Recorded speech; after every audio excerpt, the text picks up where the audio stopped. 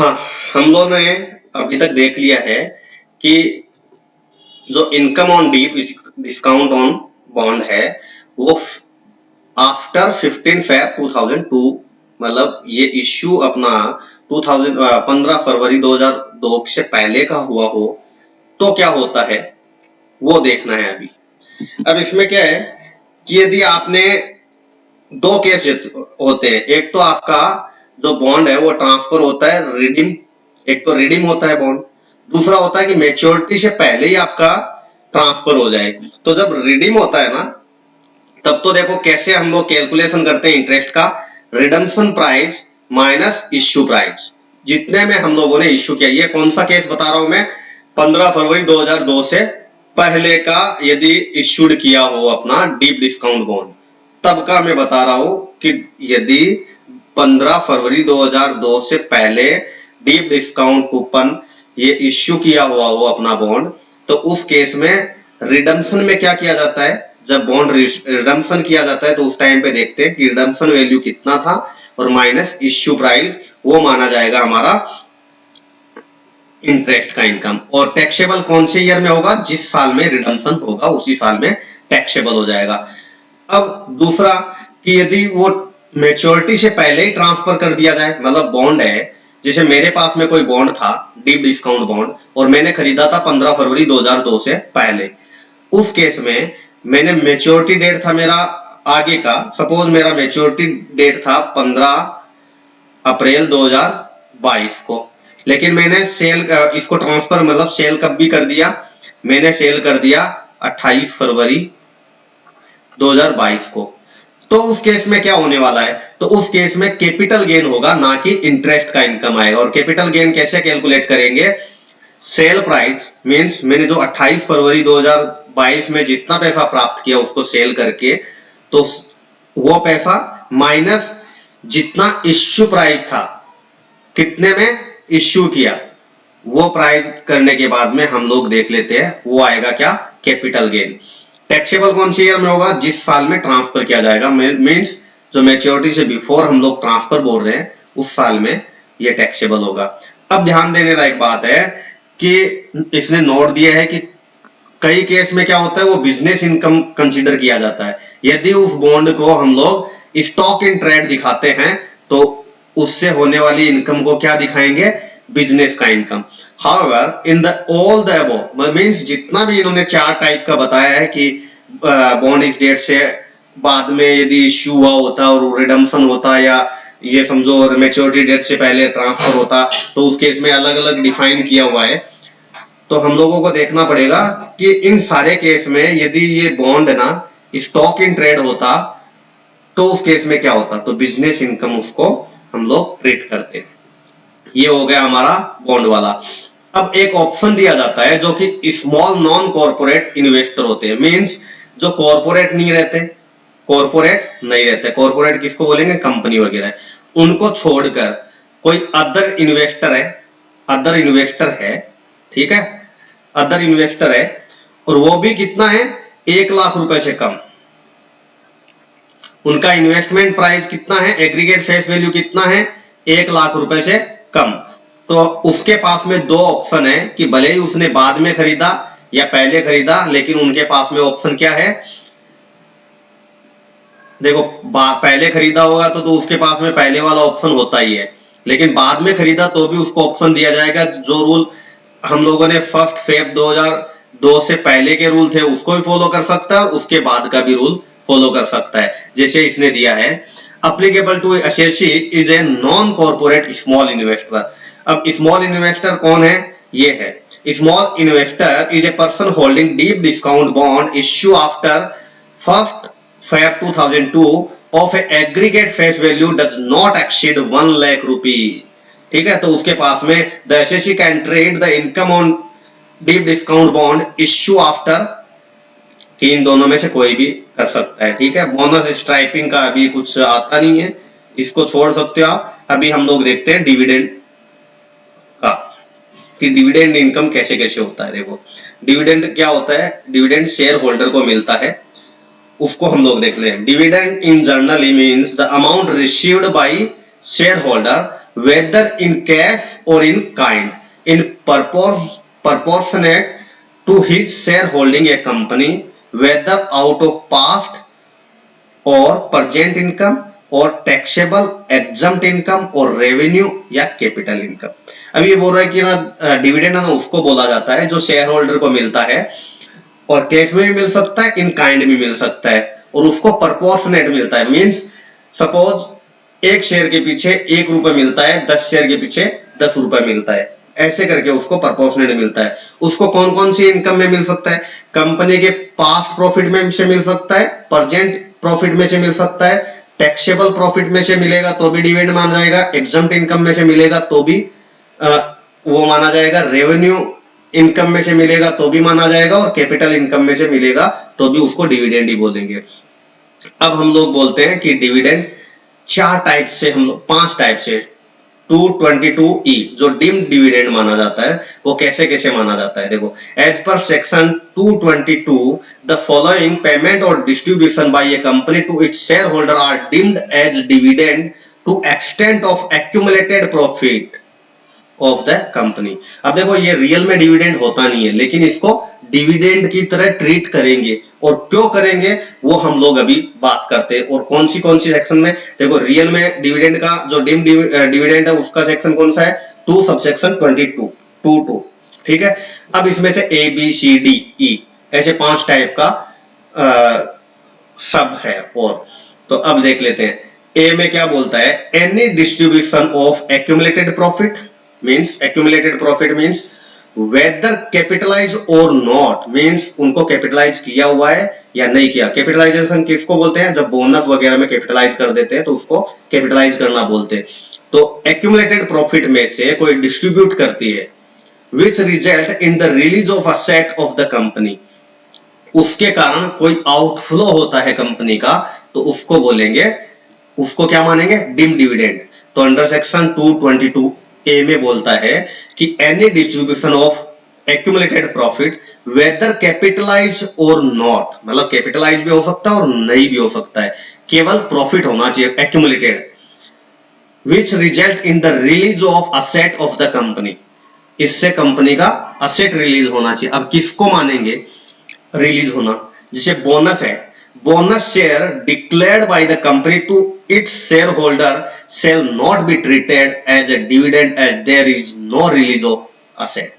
अब देखो, बोनस दिया जाता है इक्विटी शेयर होल्डर को, तो उसको हम लोग रिलीज ऑफ असेट नहीं बोलते, क्योंकि उसमें नंबर ऑफ शेयर बढ़ जाता है, शेयर होल्डर के नंबर ऑफ शेयर बढ़ जाते हैं, लेकिन उससे कोई आउटफ्लो नहीं होता है, कंपनी का कोई भी आउटफ्लो नहीं होता है। इसके लिए हम लोग उसको बोनस शेयर जब इश्यू करती है इक्विटी शेयर को, तो हम लोग ये नहीं मानेंगे कि रिलीज ऑफ असेट है, तो इसके लिए वो डीम्ड डिविडेंड की डेफिनेशन में नहीं आएगा। ठीक है, इक्विटी शेयर को बोनस शेयर देना डीम्ड डिविडेंड नहीं माना जाएगा, फर्स्ट थिंग।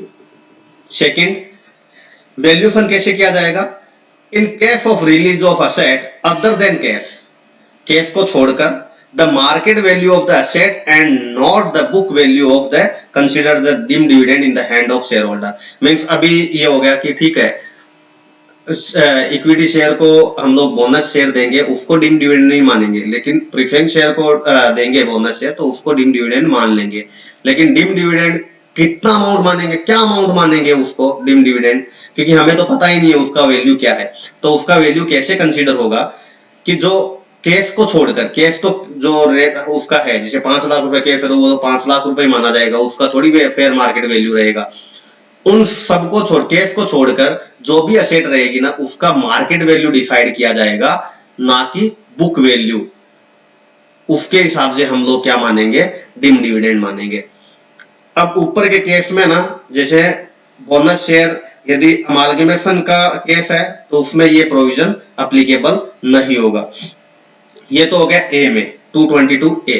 फिर बी बोलता है कि यदि debenture stock, deposit certificate in any form whether with और without interest to its share holder. अभी देखो, ये बोल रहा है debenture stock, deposit certificate with interest दे रहे हो या विदाउट इंटरेस्ट दे रहे हो, और शेयर होल्डर को, इसमें कुछ भी नहीं लिखा हुआ इक्विटी या प्रेफरेंस शेयर, तो दोनों तो equity as well as preference share.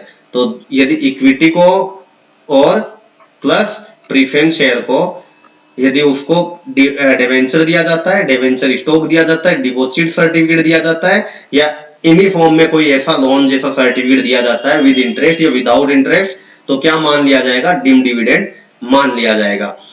फिर shares to preference share holder by way of bonus share, मैंने आपको ऊपर पहले ही बता दिया कि यदि प्रीफरेंस शेयर को कोई बोनस शेयर दिया जाता है तो वो भी माना जाएगा डिस्ट्रीब्यूशन ऑफ असेट और उसको डीम्ड डिविडेंड मान लेंगे। To the extent which company pass accumulated profit whether capitalize और नॉट, प्रॉफिट के अंदर से ये सब डिस्ट्रीब्यूशन दिया जाता है। तो जितना उनका एक्यूमुलेटेड प्रॉफिट होता है कंपनी का, सपोज किसी कंपनी ने प्रीफरेंस शेयर होल्डर को 5 लाख रुपए का क्या दिया? बोनस शेयर दिया, ठीक है, बोनस शेयर दिया किसको? टू प्रीफरेंस शेयर पीएस को, और कंपनी के पास में 4 लाख रुपए था एक्यूमुलेटेड प्रॉफिट। इस डेट को क्या था? एक्यूमुलेटेड प्रॉफिट 4 लाख रुपए। तो कितना डिविडेंड माना जाएगा? 4 लाख रुपए को। और सपोज एक्यूमुलेटेड प्रॉफिट 6 लाख रुपए होता तो हम लोग मानते 5 लाख रुपए को। Which ever is lower, means जितना पैसा दिया है और accumulated profit which ever is lower को हम लोग डीम्ड डिविडेंड मान लेंगे, डीम्ड डिविडेंड मान लेंगे, ठीक है। 222B ए में भी यही कहानी है कि जो डीम्ड डिविडेंड का डिफिनेशन वो ऐसे ही आएगा।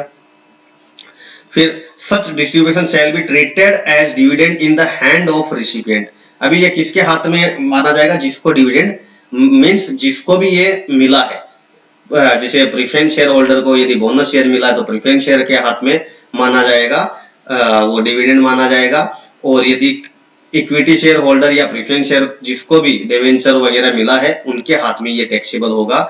There is no release of the asset of the company,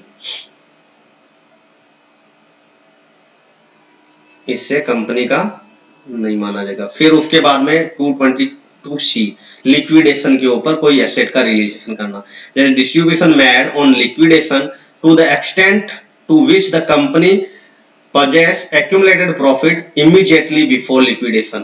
अभी देखना कैपिटलाइजेशन और नॉट, अभी ये बोल रहा है कि कंपनी के पास में ना लिक्विडेशन से पहले जितना भी उसके पास में एक्यूमुलेटेड प्रॉफिट था, जैसे सपोज करो 4 लाख रुपए था और उस डेट को इन्होंने कुछ पेमेंट किया, 2 लाख रुपए का पेमेंट किया किसको? शेयर होल्डर को, तो क्या माना जाएगा? 2 लाख रुपए का डीम्ड डिविडेंड मान लिया जाएगा। Payment to preference share holder, any distribution of asset made in respect of preference share issued for fall consider share not, मतलब फुल कंसीडरेशन के लिए यदि प्रीफरेंस शेयर होल्डर को कुछ दिया जाता है तो उसको नहीं माना जाएगा। और distribution out of profit earn after liquidation, liquidation से बाद का जो प्रॉफिट है उसमें से यदि कुछ डिस्ट्रीब्यूट किया जाएगा उसको भी हम लोग डिविडेंड की तरह ट्रीट नहीं करेंगे। ये कब तक का करेंगे? लिक्विडेशन की डेट तक का जो एक्यूमुलेटेड प्रॉफिट है उसमें से यदि कुछ दिया जाता है शेयर होल्डर को तो वो माना जाएगा डीम्ड डिविडेंड, ठीक है। और अमालगमेशन के केस में ये लागू ही नहीं होगा। फिर उसके बाद में 222D होता है कि कंपनी के कैपिटल रिडक्शन किया जाता है, जैसे कई बार कंपनी का कैपिटल को रिड्यूस करके एक्यूमुलेटेड प्रॉफिट के अंदर से रिड्यूस किया जाता है, उससे बेनिफिट करवाया जाता है। तो देखो distribution made on reduction of the company to the extent it possess accumulated profit whether और not capitalize, any distribution in respect of preference share not, preference share का ऐसे में कोई ट्रीटमेंट नहीं होगा, उसके केस में कोई ट्रीटमेंट नहीं होगा, केवल इक्विटी शेयर होल्डर के लिए डीम्ड डिविडेंड माना जाएगा।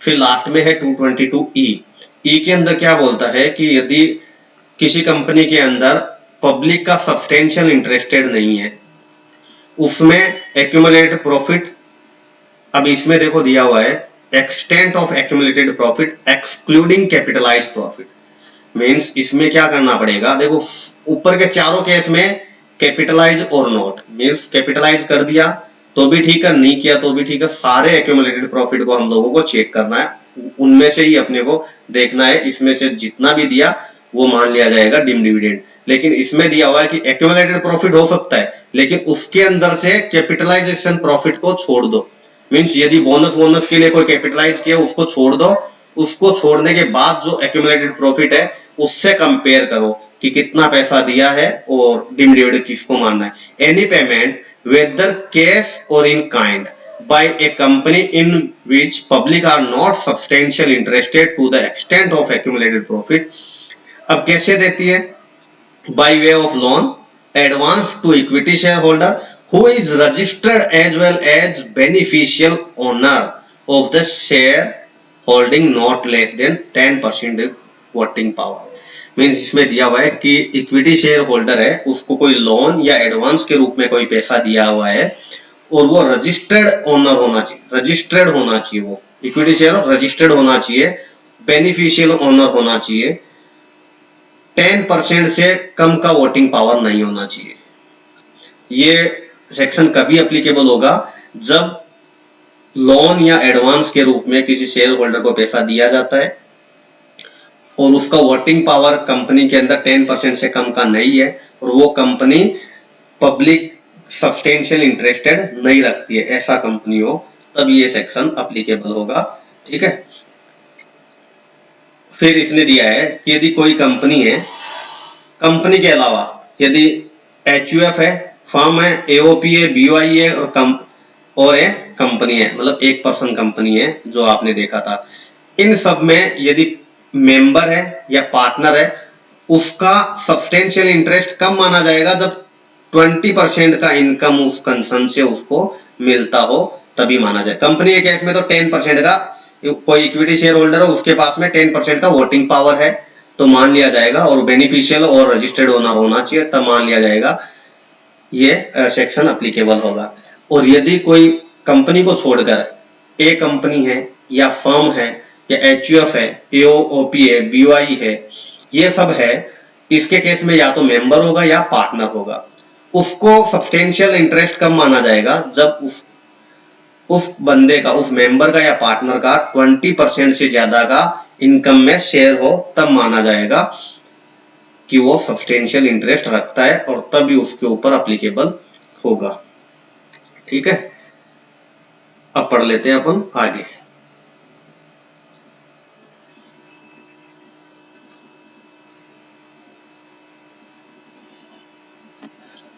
अभी देखो एक चीज और है, सपोज किसी ने लोन लिया, सब्सटेंशियल इंटरेस्ट रखता है कोई शेयर होल्डर 10% से ज्यादा का, उसके पास में रजिस्टर्ड ओनर है और बेनिफिशियल ओनर भी है, उसने 10% से ज्यादा वोटिंग पावर रखता है, तो वो क्या हो गया, सब्सटेंशियल।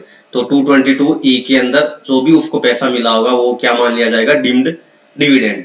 अब सपोज करो उसने ना 15 अप्रैल 2021 को 1 लाख रुपए एज ए लोन लिया था कंपनी से और वो 12% का वोटिंग पावर रखता है, तो ये 1 लाख रुपए क्या हो जाना चाहिए उसका, डीम्ड डिविडेंड। अब वो बोल रहा है मैंने तो ना इसको 30 सितंबर 2021 को वापस रिटर्न कर दिया था, तो 1 लाख रुपए मैंने रिटर्न कर दिया था, मीन्स उस शेयर होल्डर ने 1 लाख रुपए रिटर्न कर दिया था, पहले लिया था 15 अप्रैल को, फिर उसने 30 सितंबर 2021 को रिटर्न कर दिया था। 31 के टाइम पे, 31 मार्च 2022 के टाइम पे उसके अकाउंट में नील खड़ा है, मतलब जीरो खड़ा है, तो इसको क्या डीम्ड डिविडेंड मानेंगे, क्या मानेंगे। एक बार ये इसके अंदर फॉल हो गया ना, तो उस साल के अंदर वो बाहर नहीं आ सकता, भले उसने रीपेमेंट कर दिया हो, जैसे no exemption on repayment on such loan is a specified share holder is treated as a deemed dividend even if such loan or any part of such loan was refunded before the end of the previous year। ये मैंने आपको बताया।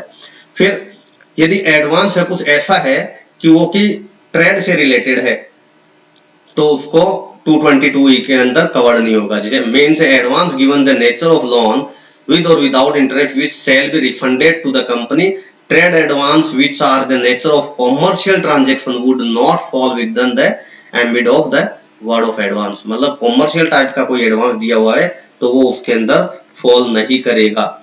फिर यदि उसका एक बार जिसे उसने एडवांस लिया था 1,00,000 रुपए और उसको डिम डिविडेंड मान लिया गया है, उस एडवांस को, ये एडवांस था और इसको डिम डिविडेंड मान लिया गया है, डिम डिविडेंड। तो जब भी कंपनी सपोज करो 50,000 रुपए उसको और डिविडेंड दे रही है, 50,000 रुपए उसी साल में डिविडेंड दे रही है, तो क्या ये 50,000 रुपए फिर से डिविडेंड माना जाएगा क्या? नहीं माना जाएगा। ये 50,000 रुपए डिविडेंड नहीं माना जाएगा क्योंकि 1,00,000 रुपए पहले ही उसका डिम डिविडेंड मान लिया गया है। Set of the loan with forthcoming declaration of the dividend. In case the loan granted to member is adjusted with the forthcoming dividend, then such dividend newly declared shall not be taxable in the hand of shareholder who adjusts such loan। हाँ, suppose करो उसको 1,50,000 रुपए dividend मिलता तो 50,000 रुपए उसका dividend मान लिया जाता, क्योंकि 1,00,000 रुपए तो पहले टैक्सेबल कर दिया था डिम डिविडेंड मान के, और 50,000 रुपए इसमें से कर देंगे। ऐसे करके पूरा 1,50,000 हो गया। और एडवांस और लोन देना उसका ऑर्डिनरी ऑफ बिजनेस है तो उसको भी डिम डिविडेंड नहीं मानेंगे। अब एक्यूमुलेटेड प्रॉफिट कब माना जाएगा, कौन से केस में, कब? कंपनी लिक्विडेशन में नहीं गई है तो जिस दिन उसने पेमेंट कर रही है उस दिन तक का एक्यूमुलेटेड प्रॉफिट। कोई कंपनी लिक्विडेशन में गई तो लिक्विडेशन के डेट तक जितना भी प्रॉफिट है वो एक्यूमुलेटेड प्रॉफिट। और डिविडेंड 222E के अंदर जिस दिन उन्होंने लोन और एडवांस ग्रांट किया है उस दिन तक का माना जाएगा, और एमालगमेशन वगैरह के केस में ये माना नहीं जाएगा। बाई बैक के केस में डिम डिविडेंड नहीं माना जाएगा, और डीमर्जर के केस में यदि कोई डिस्ट्रीब्यूशन ऑफ शेयर्स होता है तो वो भी डिम डिविडेंड नहीं माना जाएगा। फिर टैक्स फॉरेन कंपनी से, डोमेस्टिक कंपनी से, कोऑपरेटिव कंपनी से रिसिपिएंट के हाथ में टैक्सेबल होगा। नॉर्मल डिविडेंड जिस साल में डिक्लेयर करती है कंपनी उसी साल में टैक्सेबल हो जाता है। इंटरिम डिविडेंड जब उसका फाइनल सर्टेनिटी आ जाता है तब उसका हो जाता है कि year in which amount of dividend is unconditionally made available, कि मतलब आज के दिन वो दे सकता है। डिम डिविडेंड जिस दिन डिस्ट्रीब्यूट किया जाता है, जिस दिन वो असेट पेड किया जाता है उसी दिन मान लिया जाएगा।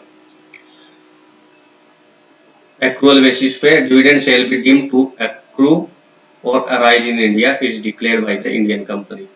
ये कोई खास नहीं है। डिविडेंड के अंदर से कोई भी खर्चा अलाउड नहीं होगा, केवल इंटरेस्ट का खर्चा अलाउड हो सकता है, इंटरेस्ट एक्सपेंस अलाउड हो सकता है, वो भी कितना, 20% of dividend, 20% of dividend maximum. ये देखो इंटरेस्ट एक्सपेंस अलाउड हो सकता 20% ऑफ, और कोई खर्चा अलाउड नहीं होगा। अब स्पेसिफिकली डिसअलाउड एक्सपेंस 58 में पर्सनल कोई भी खर्चा किसी भी इनकम में से अलाउड नहीं होगा। आउटसाइडर को किसी लोन के ऊपर इंटरेस्ट पे कर रहे हो तो उस पर टीडीएस डिडक्ट करो, यदि टीडीएस आपने नहीं काटा है तो वो अलाउड नहीं होगा। सैलरी आउटसाइडर को मींस इंडिया से बाहर के पर्सन को आप सैलरी पे कर रहे हो तो उस पर टीडीएस काटो, यदि आपने नहीं काटा है तो डिसअलाउड हो जाएगा, वो अलाउड नहीं होगा। इंडिया के अंदर किसी पर्सन, रेसिडेंस पर्सन को आप सैलरी दे रहे हो, नहीं आपने टीडीएस डिडक्ट किया तो आपका 30% डिसअलाउड हो जाएगा। इनकम टैक्स और वेल्थ टैक्स आपका डिसअलाउड हो जाता है। फिर अंडर सेक्शन 40A यदि आपने कोई रिलेटिव को एक्सेस पेमेंट किया है तो 40A2 के अंडर जितना भी आपने एक्सेस पेमेंट किया है वो आपका डिसअलाउड हो जाता है। 40A3 आपका यदि आपने कोई कैश पेमेंट किया है 10,000 से अबो तो आपका डिसअलाउड हो जाएगा। कौन से फॉर्म में कर सकते हो आप? अकाउंट पे चेक में कर सकते हो, डिमांड ड्राफ्ट में कर सकते हो, या स्पेसिफाइड इलेक्ट्रॉनिक मोड से कर सकते हो। कैजुअल इनकम से रिलेटेड कोई भी एक्सपेंस डिसअलाउड हो जाएगा, कोई भी अलाउड नहीं होगा, ठीक है। फिर अंडर सेक्शन 59 कि आपका डीम्ड प्रॉफिट क्या क्या माना जाएगा। An allowance deduction has been allowed for any year in respect of loss, expenditure, trading liability incurred by the assessee, Subsequently, any amount is obtained at revocation of such loss, expenditure, remission of whether in cash or in other manner during the previous year remitted। ये ठीक है, इतना कोई खास नहीं है। अभी ये आप दो इलेस्ट्रेशन करके देख लेना, आपको समझ में आता है तो ठीक है, मेरी नेक्स्ट वीडियो में इसको एक्सप्लेन कर दूंगा। Thank you very much. आपका इनकम फ्रॉम अदर सोर्स बहुत अच्छे से कवर हो गया है। आप जितना बताया उतना कर लोगे, आपके लिए मोर देन सफिशिएंट है। आपको 100% कवरेज मिला है और मैं चाहता हूं कि आपको मैं आईपीएस मतलब सीए इंटर का भी एग्जाम्पल करवाऊंगा, उसके भी इलस्ट्रेशन क्वेश्चन वगैरह करवाऊंगा, तो आप सीएमए के स्टूडेंट उसको भी आप रेफर कर सकते हो, जिसके लिए आप जितना प्रैक्टिकली आप देखोगे उतना ही आपका कॉन्सेप्ट क्लियर होगा। क्योंकि अपन थ्योरेटिकल देखते हैं ना, वो अपने को पूरा याद नहीं रहता है 100%, लेकिन वो 100% कब कवरेज हो जाता है जब आप प्रैक्टिकली उसको क्वेश्चन को सोल्व कर लेते हो। तो थैंक यू वेरी मच, आज के लिए इतना ही। आपको अच्छा लगे तो जरूर सब्सक्राइब कीजिए, शेयर कीजिए और लाइक का भी कर दीजिए। Thank you very much.